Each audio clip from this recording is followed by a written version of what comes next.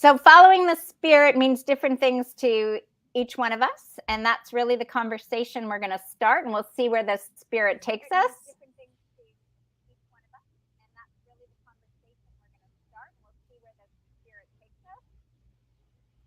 Did you guys all hear that? Yeah. Great. So it's working. It's going straight to YouTube. There you go, because that was the reverberation back over here. So Thunder Bear, why don't we start with you? What is following this? When you first decide that following the spirit was a good way of being? Well, I think we got to kind of define spirit a little bit first before we can discuss what following spirit is. I think all of us have access to so many different realms and so many different, uh, I'll just say, types of spirit. And, there's the good, the bad, and the ugly involved in that, just like, anything else. And it's tough to discern what you're supposed to listen to and what you're not, because the ego can be pretty persuasive and seem pretty intelligent and self-important at times, and its voice can be heard usually louder than the soft voice, and that's what first helped me kind of discern what to listen to and what not to listen to. It's the quiet, soft voice. But even that being said, I have had a few times in my life where the voice was pretty loud and pretty demanding, and it was pretty accurate. So, and I'm not saying I listened every time either, but I heard clearly. So that's a critical thing too, because you got to know what you're surrendering to a certain degree, and it's not a knowing of the mind and a list of facts and a check boxes and all that stuff. It's more of, how does it make you feel inside? And even that is tricky until you've done a whole bunch of your own work about who you really are. Because before you do all of that work, you can be going, oh, I feel so good about this, I'm going to go do this. All my friends agree with me, so it must be true. And that has little or no bearing on what truth is or what spirit is or anything like that, because you can be in a crowd of 1 million people and everyone can agree and everyone can feel the same way, and it has nothing to do with spirit. It doesn't make it truth. So it's hard to actually have that conversation, because depends on how much work you've done, and like, I for sure my work isn't done. I know that. And I feel that most people that tell you that their work is done, they're kind of stretching the truth a little bit. So um, I know Joan is just going to jump in here any moment and continue this dialogue with you, back and forth bantering. So I'm going to let the two of you go at it. Well, no, I was totally agreeing with everything Greg had to say, because the way I learned to listen to spirit and what that voice sounded like was by not listening for many years and going, oh, I knew this, but how did I know that? Oh, it was a feeling. It wasn't a voice, and following the crowd and doing all that kind of stuff. So yeah, in total agreement. In fact, I was watching a rally by the Orange Man from the States, and they were interviewing his followers, and they were talking about how they had been guided to be there, and how God or spirit had been talking to them and showing them that this was the one true way. And and they felt so comforted because they showed up and everybody else had thought the same thing. So I thought of that when you were talking about the masses, Greg. Enlighten me, who is the Orange Man besides, because over here orange is what you wear so the hunters don't kill you. No, the presidential candidate Trump. Because it was very interesting listening to his followers, because if you would have taken snippets of their conversation, it sounds an awful lot like snippets of our conversations about being guided and following and listening. So it was very interesting, So are you saying they're not listening to spirit?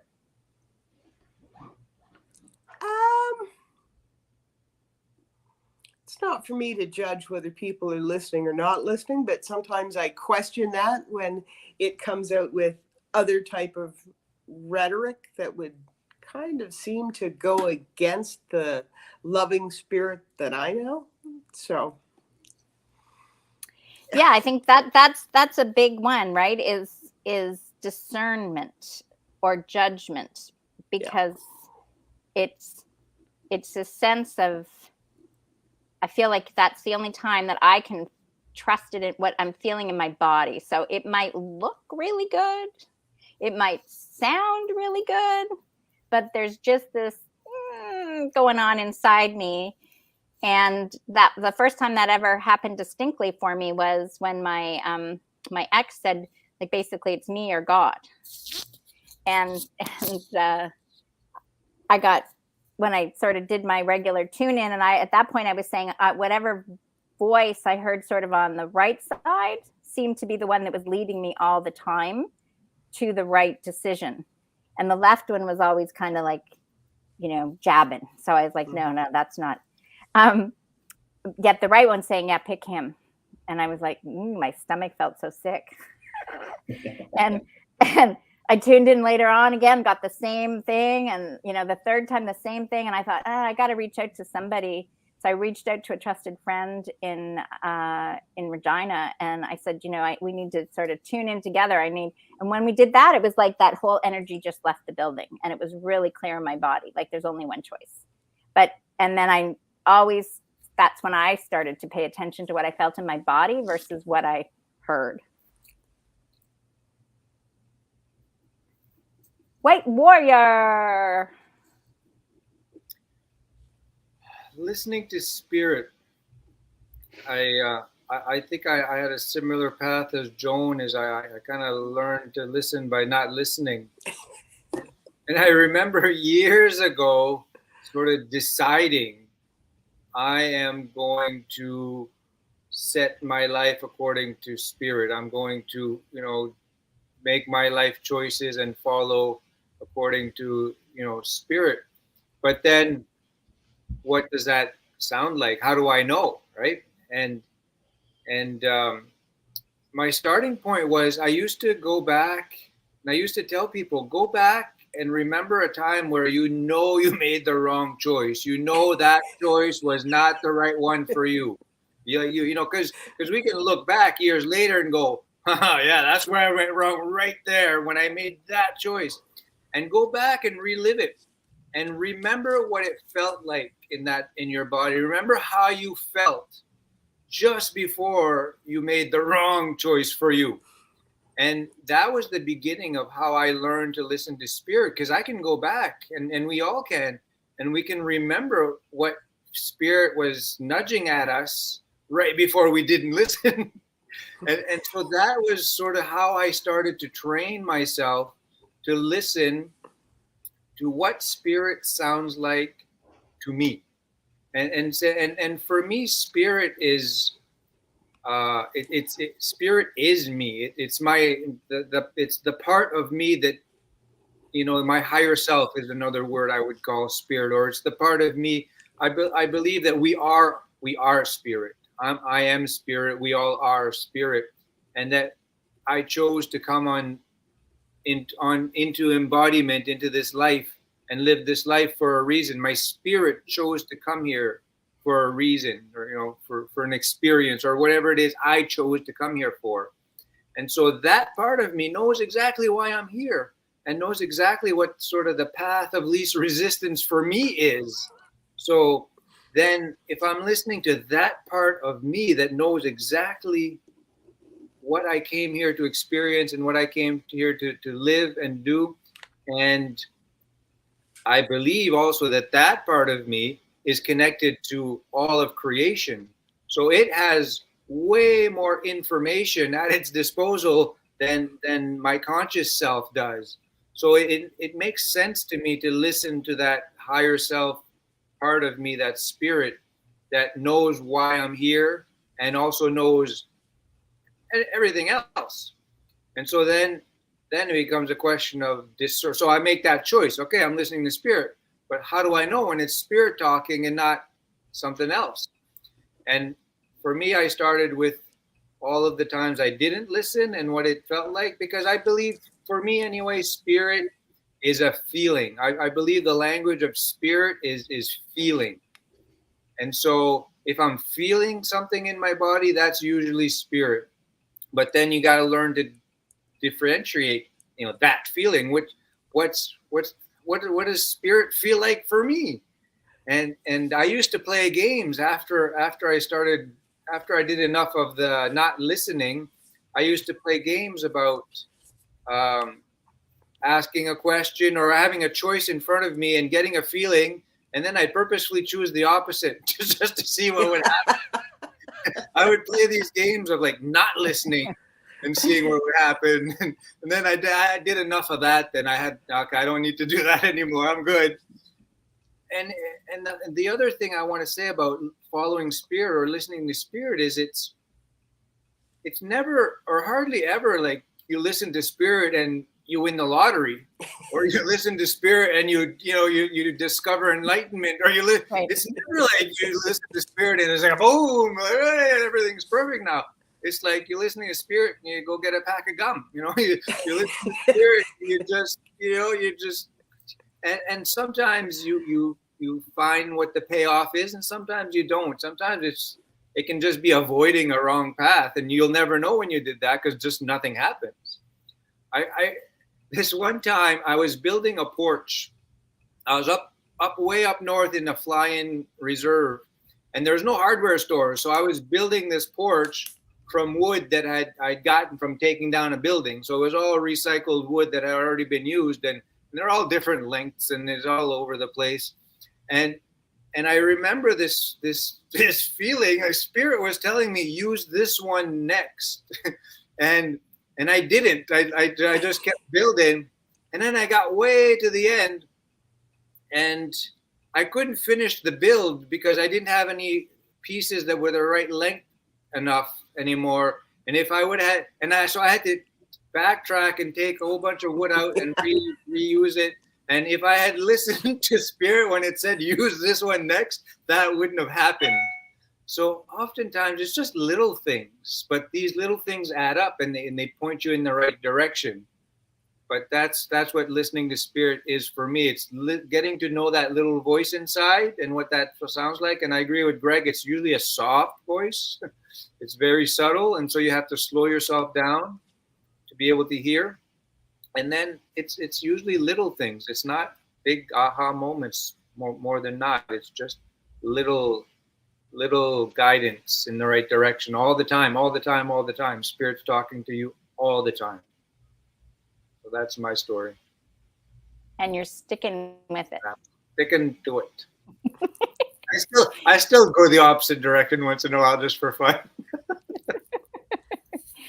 Well, I think there's a couple carpenters or contractors on the call that might have just said there could have been a practical way to decide what piece of wood you could have used instead of just listening to spirit. But if you want to be conned by them, ask them the question.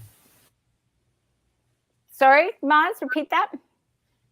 If you want to be conned by the contractor, ask them the same question. Okay. So we'll go to contractor. Let's go to Silver Fox and see what con job he's going to give us. Is that what you're suggesting, that the contractor is tracking us in a con? Well, let's start it this way. I don't consider myself a contractor. I call myself a builder because I'm not here to con anyone. Maz, it's my turn. This is exactly the conning process it goes through before it cons you. He tries to confound you. Okay. Yeah. I learned to call myself a builder with Muz. And the builder is more of the spirit. And okay, let's just go with. So how does that work for you? Well, let's put it this way. Muzz has been calling people that are connected to the spirit being a very good conductor. So I don't know what he's talking about anymore. or conduit. Conduit. So is that people that do it and con? So anyway, having played with words a little bit, I took some notes while you guys were talking, and I'm just allowing the spirit to guide by what I'm going to talk about, because I was inspired with listening to Thunder Bear and White Warrior and Joan. My experience listening to the spirit, sometimes it's really subtle. It's something that happens to me after, and especially when what you were saying, White Warrior, looking retroactively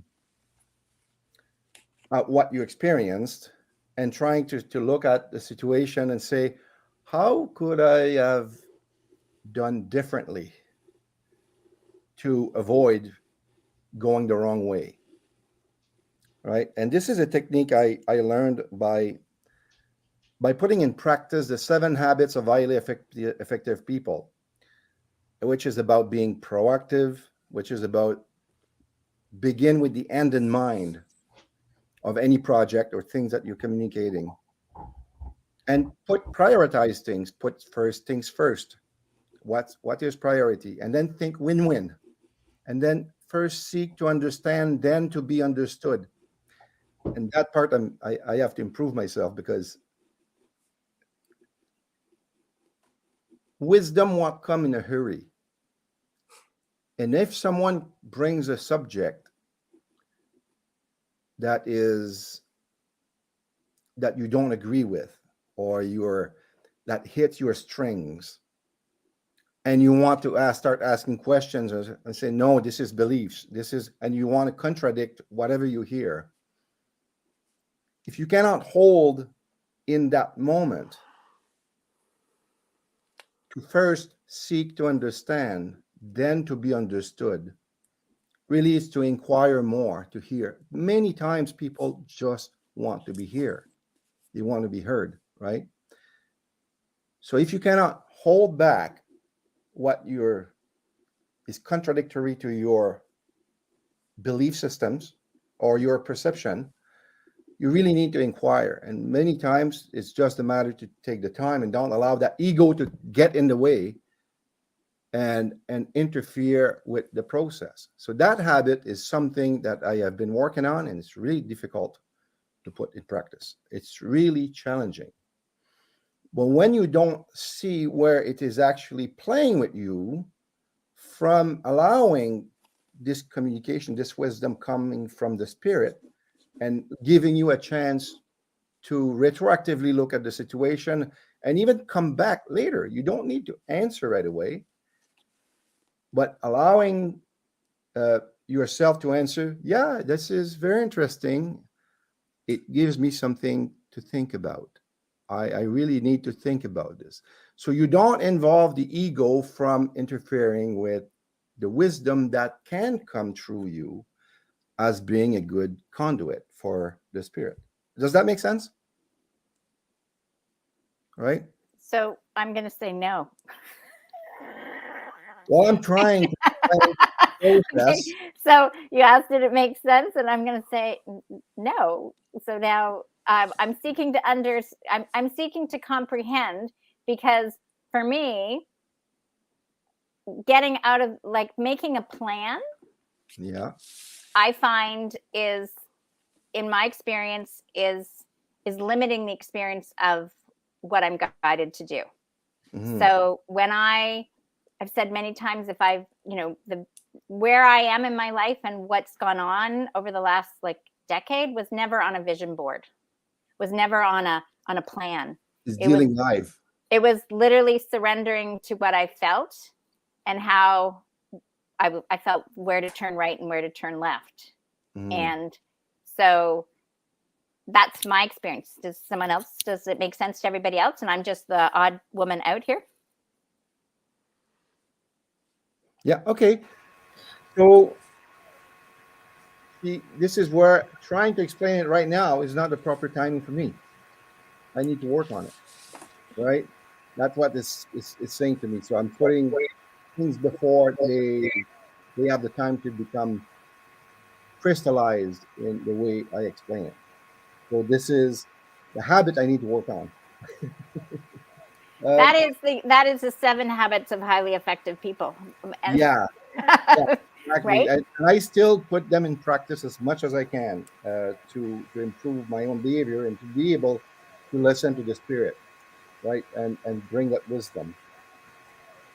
I'm hearing like either Maz is ready to jump in. I'm feeling that, or Tanya. Somebody's ready to jump in and say something for what they want to share back with you, Eric. So let them, or Silver Fox. So let them, whoever's there, go for it.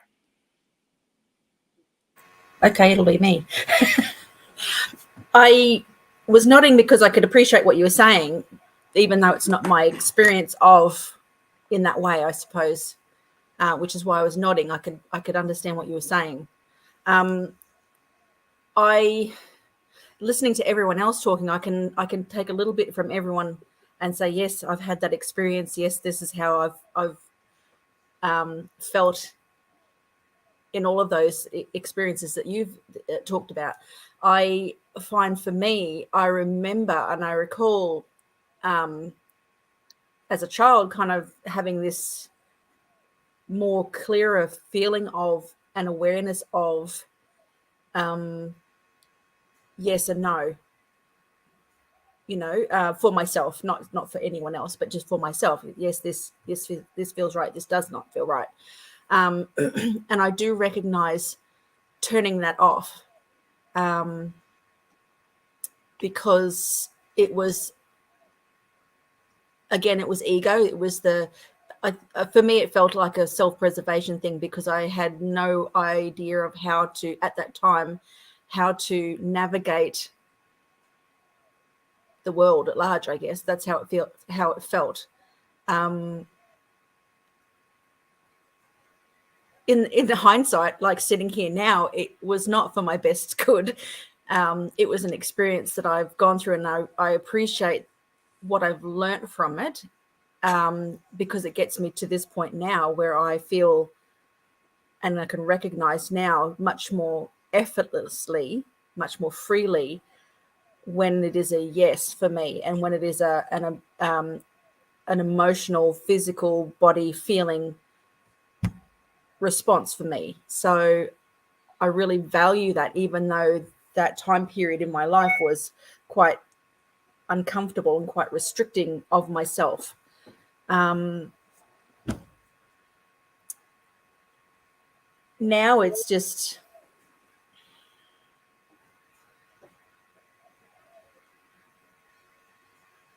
a really lovely feeling to just go, no, this feels really nice. And it's like White Warrior said, it's that physical feeling, like it's your body, how your body responds. You recognize that now. And this is how I go through my whole day. Does my body respond in this way that gives me joy and makes me feel happy? And if it's a yes, then it's go forward. If it's not, it's a stop. It's a very increasingly stronger feeling of this works for me. This is where I'm guided to go. This is my intuition telling me, this is my feeling, or no. That's my experience of it. Yeah. And Joan has just turned sideways. Sorry.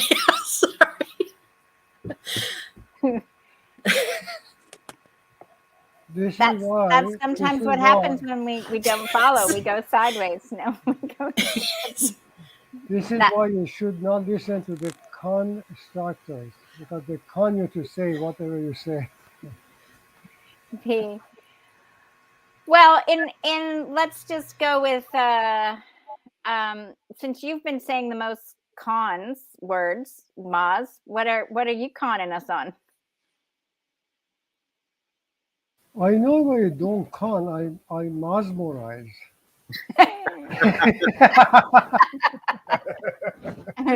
because I find it easier.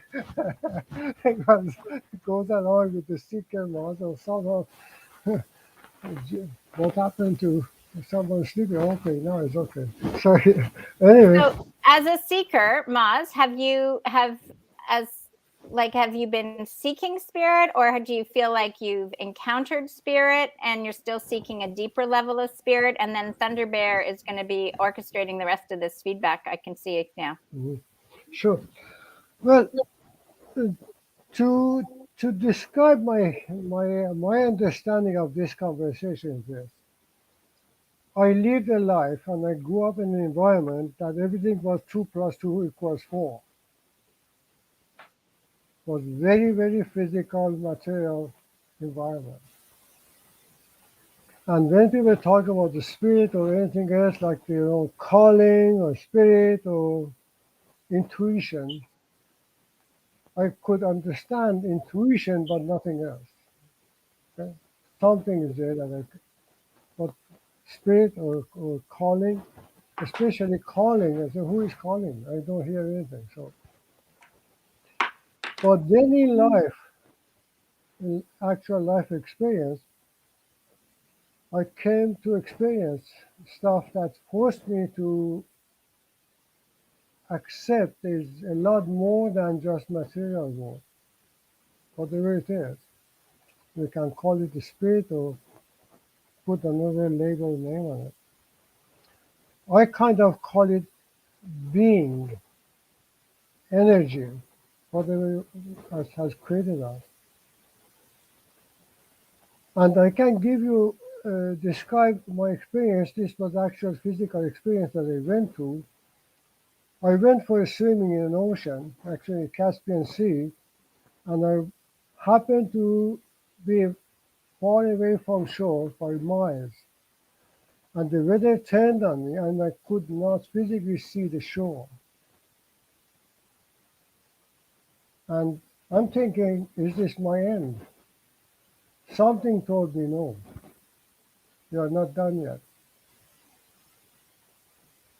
And I really don't know how, but I managed to bring myself to the shore. And it was so tired. I was just beaten up, pumped up to the point that when I got to the shore, I kind of passed out. Physically, had no recollection of what happened to me when I was on the shore. Next day, I woke up, beautiful sun, and the heat, warmth of the sun. I'm looking around, where am I? Am I still in the water? Or I don't know, you don't breathe, you're out. That experience forced me to say, okay, there must be something else. That's why I say, as I said, call it spirit or energy or being. When I follow, or shouldn't even say follow, when who I am, whatever comes in, as you call it, conduit, as if I'm a good conduit or I'm a good follower, then that when I follow that kind of, let's call it order, I don't know, it's not the order, but that feeling seems to be doing a good job. When I try to make sense out of it and organize or think and plan, then the thinking and my past experience, good or bad, and my knowledge kicks in. And the problem is our knowledge and experience is based on education, and I truly believe education is a boxing process. They mold you to be what you are, rather than what you really are. So they're taking you out of the who you are. You are not being anymore. So I can describe that as a whatever you want to call it, calling, a spirit, or intuition. And I truly believe we have to follow that process. Be and let be, and do whatever You have to do, not for your own personal benefit, not because you like it or dislike it, because that is what is required of you of doing. So I think that's the best I can describe it. And when we say, for example, my experience or my poem or my whatever we call is mine, I have an issue with that because none of this is ours. My word is not my word. I'm part of it. I'm it. So if we truly accept this, that we are part of it and we are nothing belongs to us and we don't belong to anything, and do whatever we have to do, what is the purpose of our life, and that purpose I cannot describe it what it is. You call it the spirit, okay, I'm happy to use that label or that name or that title. Okay, that is the spirit calling you. So with that, I yield. I feel like there's this elephant in the room of, you know, living from the place of spirit. For me, has made it very hard for me to function in this world. You know, it's I'm hearing sort of the living in the world but not being of the world. That's a good sort of standing point, because there you have to find a balance. I think, because if I was to completely, it's been a challenge. It's been a challenge sort of functioning in systems and society and following spirit all the time, because there's demands put on you that often will go against spirit, and then there's choice. And so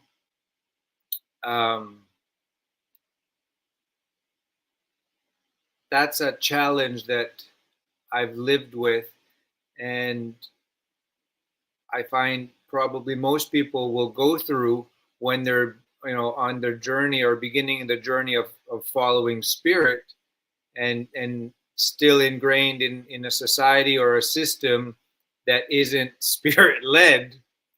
And I can see, you know, or hear Jacqueline's wheels turning, going, well, okay, well, maybe that's not for you, and maybe spirit's calling you towards somewhere else. And I agree. But I'm just speaking what people are going to go through when they decide to walk with spirit. Is there's going to be this tearing apart that's going to happen, where spirit's leading you one way, and society or whatever you call it, the world, the physical realm we live in is leading you in another, and then we have to choose. May I add to that? Sorry, Yeah. Silver Fox, do you want to go first? Go. Yeah, I find, you know, I didn't have a chance to finish what I wanted to conclude on, and I find I got to catch up a little bit. I find that following the spirit when you're by yourself doesn't allow to retroactively look at the situation in a group context. And something I learned just recently, like Nikola Tesla was making decisions with groups of 3. And I strongly believe that when you want to really bring the best out of the situation between people that are spiritually connected, and what you were saying, what were about connecting the spirituality to reality, to practicality, right? It's a bridge there to how do we come to a common understanding of what do we want to do for the common good, right? Because when you're talking about spirituality, it's not material, it's things. It's more of, you know, I have the definition somewhere. I don't have it on the tip of my tongue, but it's not something materialistic. It's the essence that drives us, right? But when you go to groups of 3 to do this process, this is where for me, this is where Silver Fox kicks in. When I have time to reflect and ponder and developing content and explaining it in a way that's clear with visuals. And that's where, for me, this is where the spirit comes. It's not in the moment, it's after. So when you understand how it works for you, then you put yourself in a context, especially with what's going on today. Groups are trying to do things and they got that spiritual connection, and it's a little bit mixed up. People don't know how to proceed with the group decision making and improve it. And I find with me, what Nikola Tesla was saying at the time, I put it in practice, and I would develop content. And when you do this, you actually improve the bottom line, where when three comes into an agreement with regarding our spiritual guidance, then it becomes more real, more constructive, more practical. It's not my idea. It's not our idea. It is the idea. It's not ours. It's something that's good for all. And one of the Cherokee proverb that I really like to use: if it's not good for all, it's not good at all. So that's and in an example, just finish this, what I wanted to say. One day I was going out of my driveway and I looked down. There was no car in front of me, just by street there, not far from where I was driving away. I looked down to grab my phone and I heard this, "Look up," like very loud. I looked up. There was a truck in the middle of the road that didn't do his stop sign. And if I would not have looked up, I would have hit the truck. So to me, it was like, oh, when it's necessary, you hear it. He saved me from having an accident, whatever my guide was. So why did the spirit was so loud at that time? I was wondering, okay, I wasn't supposed to have that accident because it would have caused me financial loss, waste time away from what I should do. And I was kind of protected from having that accident. So I accepted that. Okay, good job. Thank you. I'm grateful.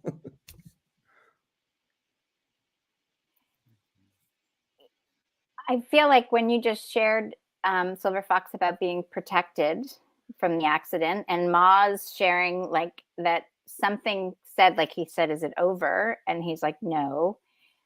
Those moments where sometimes it's like, do we have any choice in that? Like, is that ultimately the body, mind, and soul, those three being in alignment, so you're surrendering completely to the process and you're going, okay, it's beyond my comprehension how some of these things occur, right? Like when something like that happens to an individual, and I've had some of those things happen where you kind of go, physical concepts of reality have just been shattered. Healings of miracle nature have just occurred, that my body was like this and now it's gone.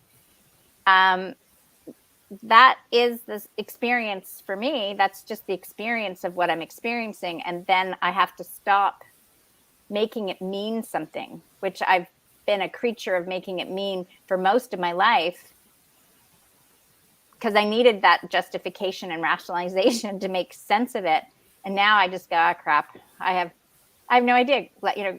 Thunder Bear laughs at me all the time. Like, is this it? It's like, is it? It's a beautiful experience when you have those moments, and we can be grateful that there's more than what we know. And there's so much more, as we're all sharing here, that I'm sure is just beginning to percolate. And I really feel Thunder Bear's got something he's got to say at this point in time, as we've all shared our personal experiences of what we thought spirit was, and you were discerning in the beginning that that was so important. So take it away. Moz has something to say.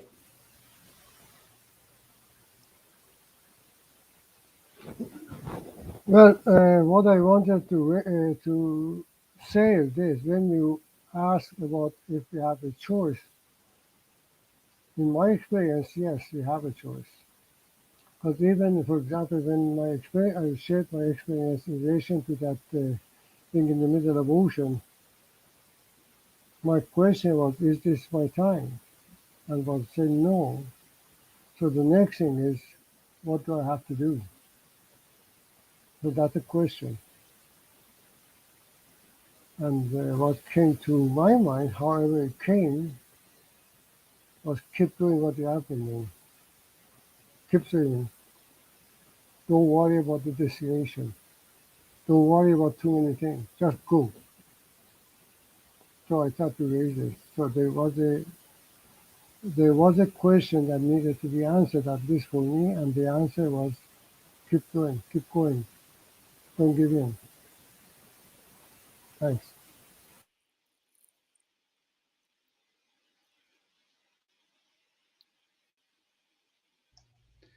It's true. We always are given a choice. Like, it's not like it's given to us. We have it always, 100% of the time. You know, Moz could have just said, I don't want to put the effort in, and that would have been his day. You know, even though it wasn't, he had an option. He was clearly spelled out. The option is it doesn't have to be your day, but he could have chosen it to be his day and just give up. You know, we've all that, you know, we always have that in us. So, and that's sometimes, and that when it's a life or death one, it seems to be kind of easy to choose, you know, okay, I'm going to keep swimming because if I don't, I die. It's my day, you know, but we have every single day, every choice we make is that same decision. You know, do we take a path? Do we choose to take the short way home or the long way home? And it's not for me to say what is your long way, because I have no idea what your long way is. It's not even really for me to say which is your short way, because that's not for me to decide. That's all your journey and up to you. But like I can just talk about that whole thing. And every day we make the choice to take the short way home or the long way home. I said it a long time ago once. I said, like, every choice we make is a life or death choice. Does it take us one step closer to life or one step closer to death?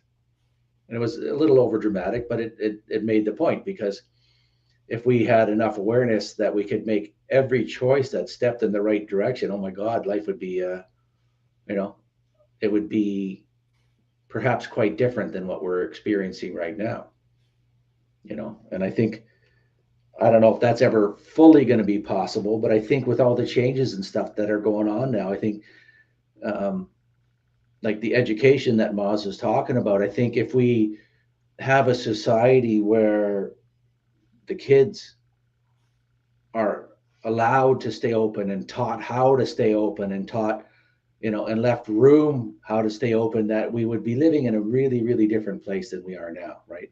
Less secrets, full transparency, because transparency would be a very difficult thing to conceal if everyone had their higher self intact, because we would all have those super senses that would be going, that's not right.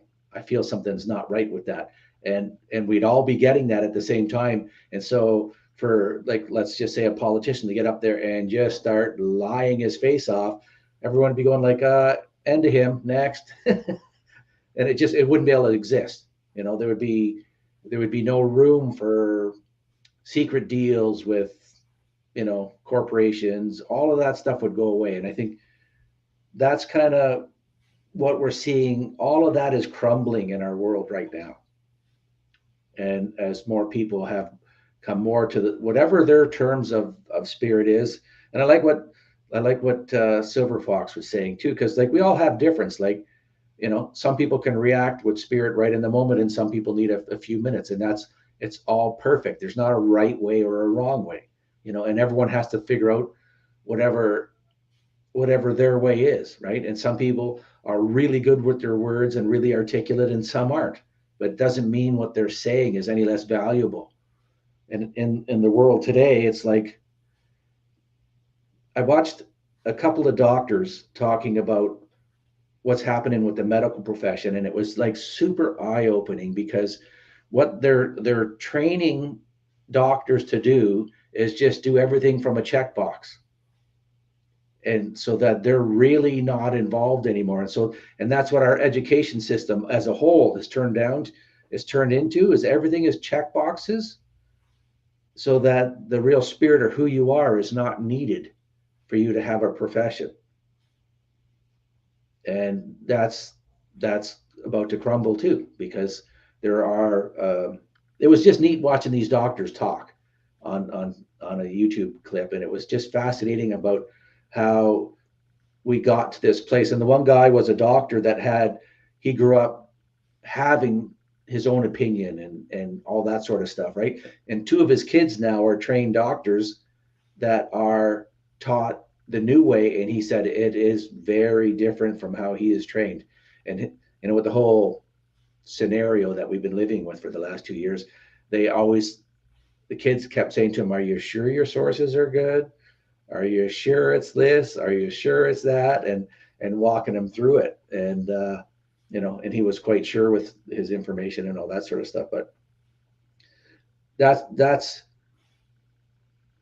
it's taking our spirit and trying to put it into a compartment where it's not rewarded and doesn't seem to be needed. And it's like, you can't do that to spirit. It doesn't tolerate it too well.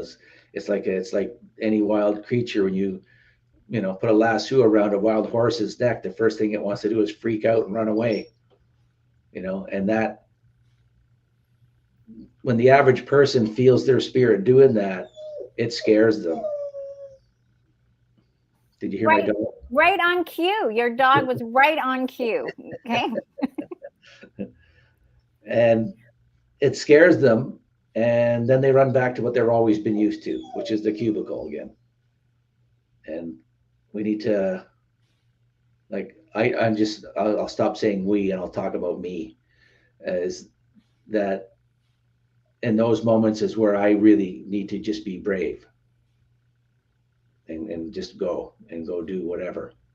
It doesn't really matter. It's all semantics. All the rest is just semantics. It's just being brave and trusting that I am worth it.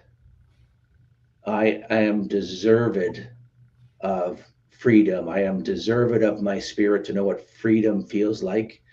I am deserved of having the wisdom flow through me like it does. And it's just bizarre. For most people have no idea that they even deserve it. And so they've never even questioned, do I deserve it or don't I deserve it? They just look at it, oh, well, you're weird. You listen to what? You do what? It's like, well, that's, where's your evidence? Like a friend of mine, that he's a doctor, and when the whole COVID thing started, I sat him down. I said, you should know me, because I did some ceremonies with him, and I've known him for a few years and that. And I said, everything in my being is saying there's something really, really wrong with this whole scenario. And he's going, well, where's your proof? And I said, don't you know me? and he clearly didn't know me. He did not know me. And I thought he would know me to a certain degree. And I said, he goes, well, like, you got some articles? What are you reading? What are you doing? It's like, no, it's nothing to do with that.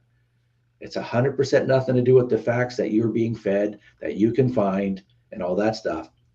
I said, this is 100% everything in my being. When they announced what was going on, a big flag went up, and we went, there's something really off. There was, like, totally, for sure, for me anyways, this palpable, there's a ripple in the force, for lack of a better description, right? And I knew that, yeah. Well, like I shared with you before, Jackie, I said it was shortly, like right around that time, I went to my wife and I said, like, this is the moment that I've been waiting for. This is it. This is what I've trained for. So, And I feel that that's a good distinction right there, right? It's I was trained to learn and memorize and be indoctrinated by the educational system that this was the way it is. And moving to allowing spirit is like a feeling thing, like White Warrior was saying. And it can be really simple the way spirit guides you. Honoring that is where contrast can come in. When somebody's highly educated and you're going, but yeah, I feel something completely different, and you've got zero facts to back that up. It's this intuition, this sixth sense, whatever. It's just, you know what?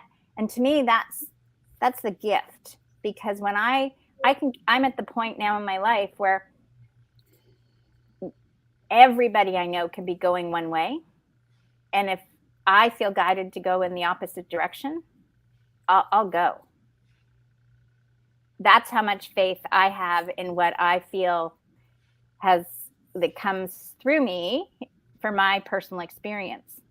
And that's what I honestly feel, that, like Sabe was talking about last week, about honoring spirit and everything, that spirit is in us and all around us. Great Spirit, right? It's in us and all around us. So everybody's an aspect of spirit.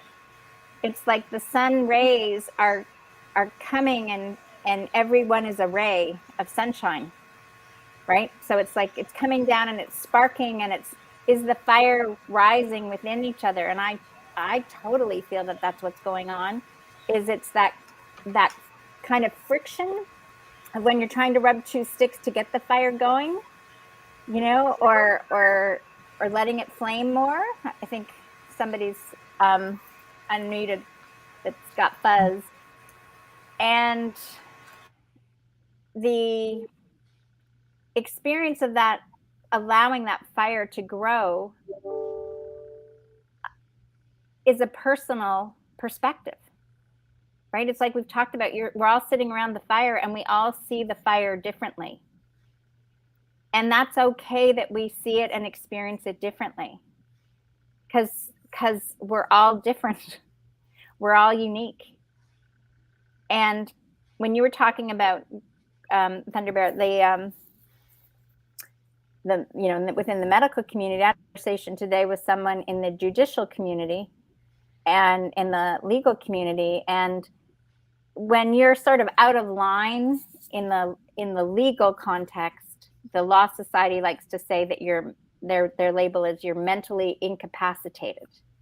And the way it was presented in the courtroom, because when you know your stuff and the judges keep ruling it's frivolous because they can't contend with it. The judge basically was being described as like smoke was coming out of his ears, because it's this sense of self-destruction, because you can hear the judge knows that what is being presented is accurate, but he's not supposed to follow that way, right? So it's this churning, this friction inside about his spirit. And so I said, well, they go like, we're gonna bring him up in charges in the Indigenous Tribunal of being mentally incapacitated. And I said, no, we don't do the same thing. We don't do the same thing they do and just do it differently. We do it from spirit. So really, he's spiritually incapacitated, right? Like he hasn't allowed the spirit to give him enough confidence within himself to say, I'm going against what I'm told to do, or my habits, or my compliance. But it's different for each individual. And I think that's the most important thing that I keep wanting to reiterate on this call, is that it's okay that we disagree. It's okay that we see things differently. It's fundamentally when we can honor that we have something within each other, and we can trust that White Warrior wants to go right when I'm going to go left. And I'm okay. I still, I'm okay with that. And he's okay with that. We just know that we're going different directions right now. I think Senator Bear said to me the other day, he goes, we've had some great experiences, but if tomorrow we each, we got a drop in that said, don't talk to her again, right? Off you'd go. He has that confidence just to follow along. And I look forward to a world where everybody has that same sense of confidence, that just because I'm turning in a different direction doesn't mean I love you and I care about you and I see you. It just means I got to go this way.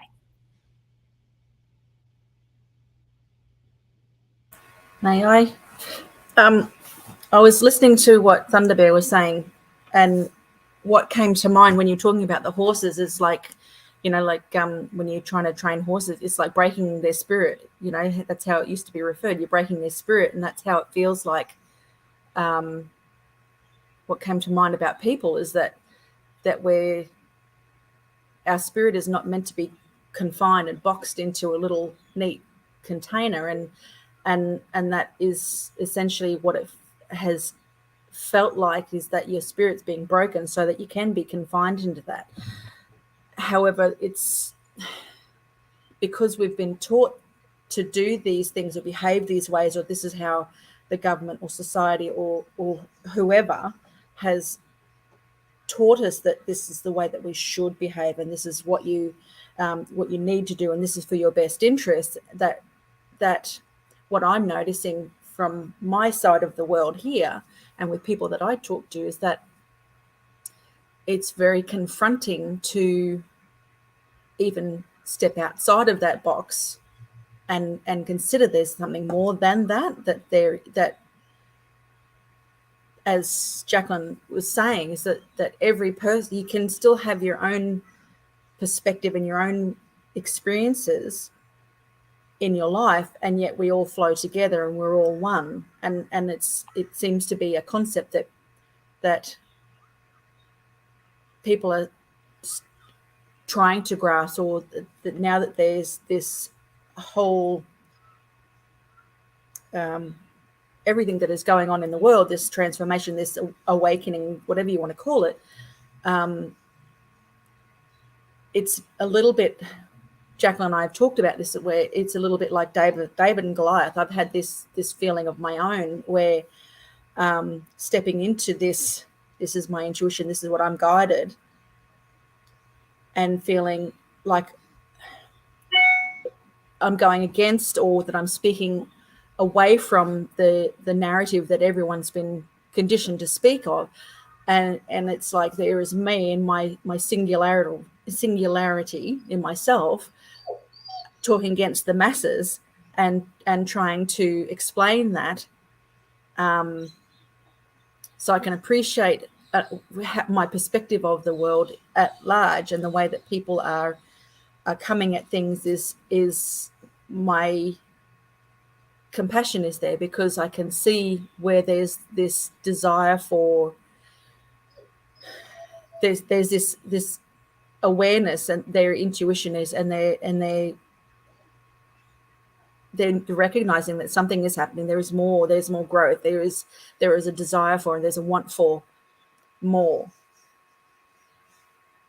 But it's the bucking against the, what you've been told, and the questioning can be frightening for people. From my experience of talking with people, it's like it's not safe to go against the grain. It's not, there I'm using all not words, when it is, there's everything that you do, I feel for me that everything that I do, I'm 100% guided, I'm 100% safe, and I trust that. And that's a concept that people are learning to embrace now. They're stepping out of their victimhood, and which is like, don't ever call someone a victim, because that's quite confronting, and they can become quite defensive of that, and that's not my purpose. Is it's confronting their safety, and it's kind of like lifting the lid on their box and saying, come on, you can step out of this now. It is safe to do this, and yeah, that's just what I'm aware of here in Australia. Lovely Australia, yes. beautiful. I'd like to just throw a couple comments in on that is um, how we treat horses, right? Like the old way of doing it was rope them and break them. Have you seen like the horse whisperers where they walk up and they use just body language? I know, it's beautiful, and this is Crazy my good. yeah.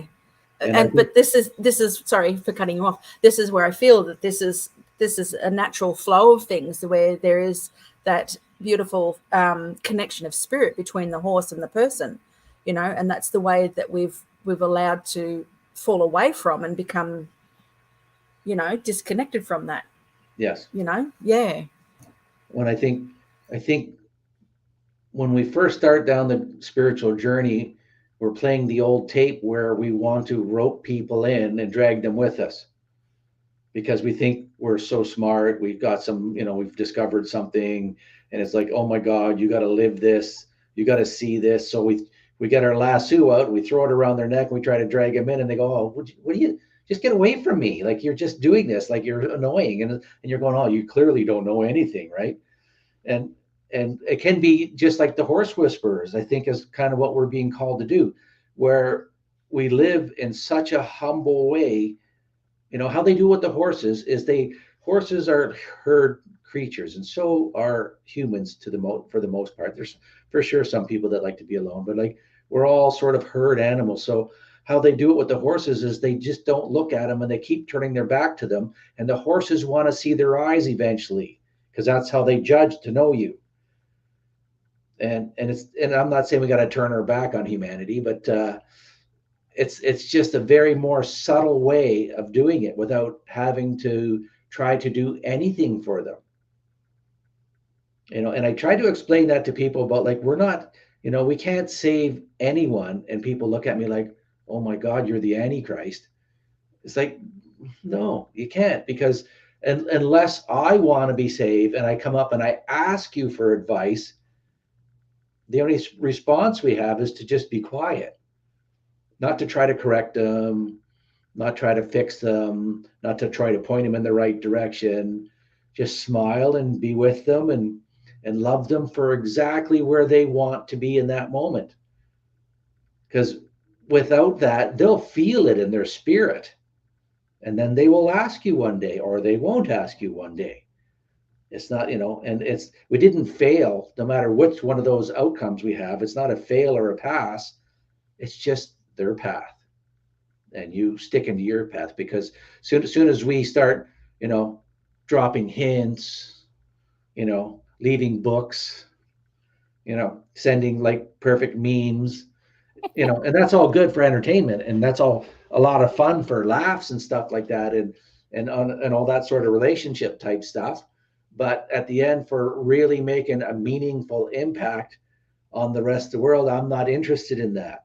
If it happens to be, it's not even good or bad. It's not even, oh my God, I can make an impact. It's none of those things. It's just like there's the two sides of the coin, and the whole problem is the coin, not the two sides.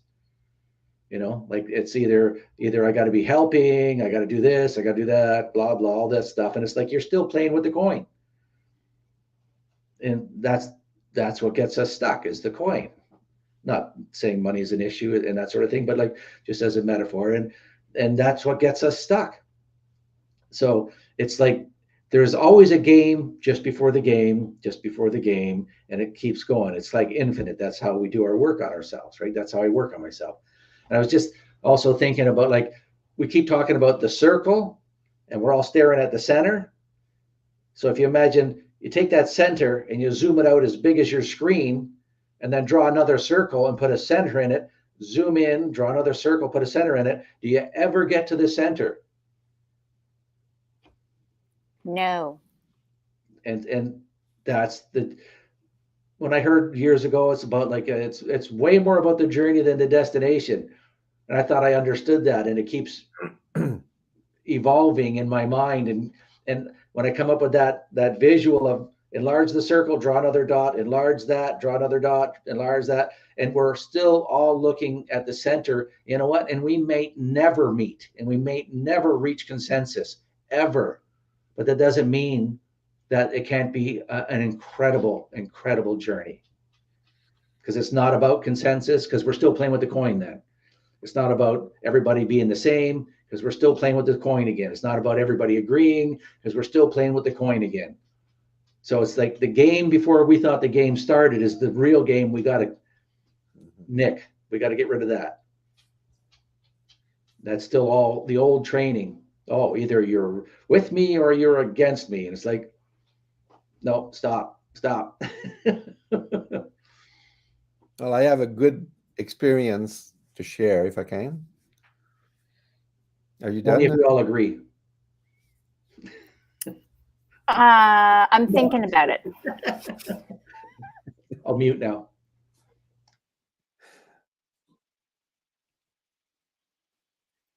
It's all yours, Silver Fox, because none of us agree with what Greg said. I mean, we just didn't want to say it because we were afraid of the thunder that might come. Well, I concur with this and what you were saying, Thunder Bear, being able to flow.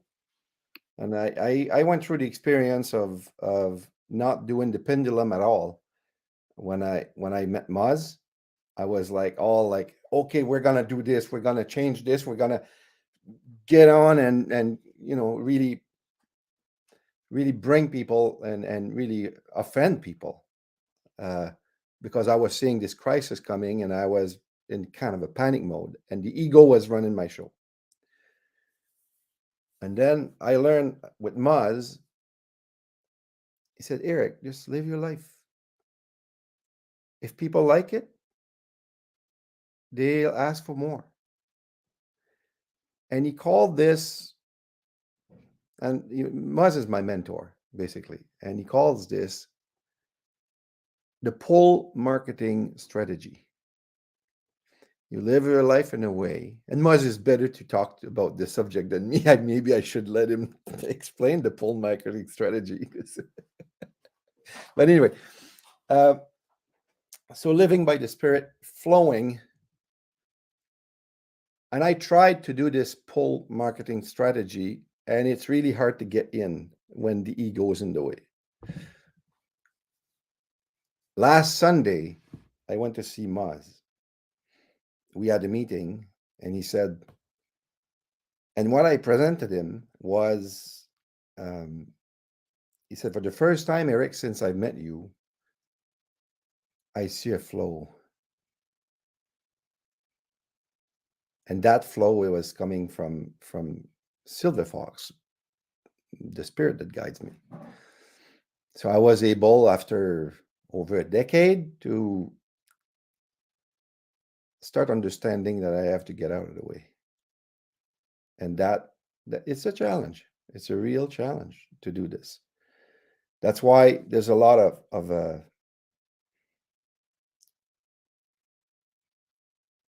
chaos, and the chaos is not created by what the elites are doing in the world. It's created with our own perception. And that's basically what people are pointing out there. That's their fault. It's their fault. There's 3 fingers pointing at you. It's all about how you perceive things. Well, that's what Silver Fox had to say for now. I use that one too, the finger point, right? And I feel that that's the great thing about this conversation this evening, is that we each have something that comes through us. And I think Seeker Maz was the one that said, like, we can't say it's mine, right? And it's mine because it's coming from, like, the analogy that comes to me as I'm looking at the trees, it's like one tree trunk starts and then it branches out, right? It branches into big branches and little branches and leaves. And that's the aspect of this, whatever this center of the center of the center that Thunder Bear was saying is like somewhere in that seed in the ground or wherever that tree first began. And how did that ever begin? And it just keeps branching off and having different experiences as we're designed to do. And so when I can allow myself to just appreciate that I'm just a part of it, yet I'm still all of it. Like I could be the drop in the ocean too, but I still have all the properties of the ocean. It allows me to be able to be okay with that when I fall flat in my face, or I have am I doing the same stuff over and over again? Have I not learned that lesson? Judging myself, and then going back to, hold on, everything is happening perfectly because I'm the ocean. I'm the tree. I'm that center of the center of the center that I've yet to even know, that I'm still learning about. And it's a great journey to be on. And it is the one step at a time, because will we ever get to the destination?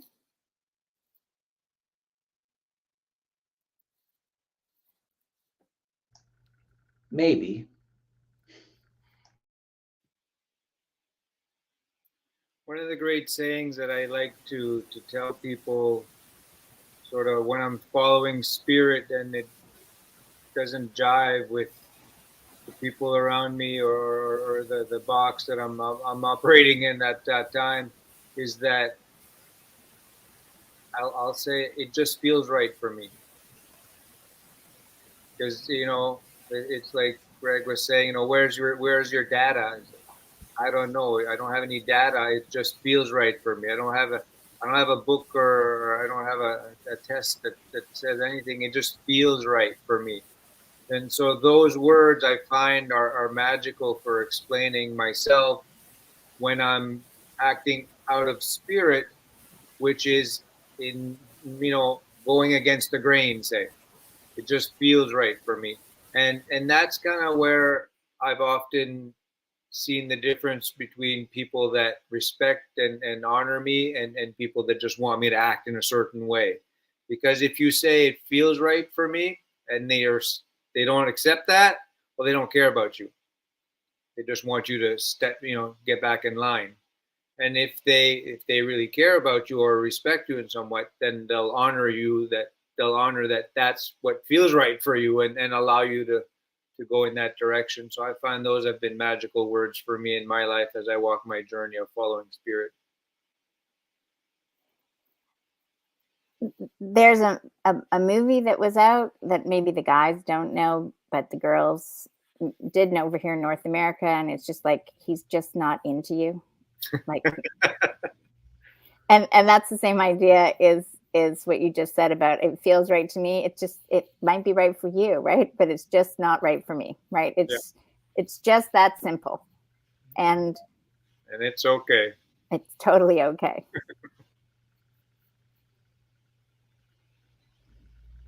Any last thoughts as we wrap up tonight? No. Can I share a poem, if that is convenient? Do you feel guided to share a poem, Silver Fox? Yeah. Then go ahead and follow that spirit. What a lovely way to finish. Priceless wisdom, like the North Star, guidance for freedom, the end of war. Are we up to the task to better society? Wise are the ones that last, repelling obscurity. Honoring the word, practice in action, fight with the sword of discernment. Aspire to mentor, support social enterprises. It's a collective chore. Network with allies. Wisdom within humans. Cultivate a culture. Support now and again. Communities of the future.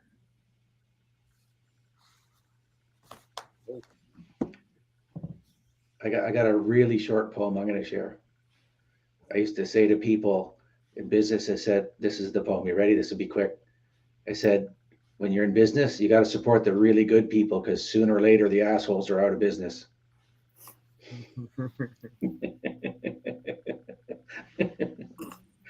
I have to make a judgment here. I like Silver Fox's poem better. Okay, mine didn't rhyme. Okay, fine. Yes, I'm you get working a on it. you get a D. Okay, on that one. Thank you for everybody being here. We'll see you next week. Yeah. Take care. Bye bye. Thank you. Thank you.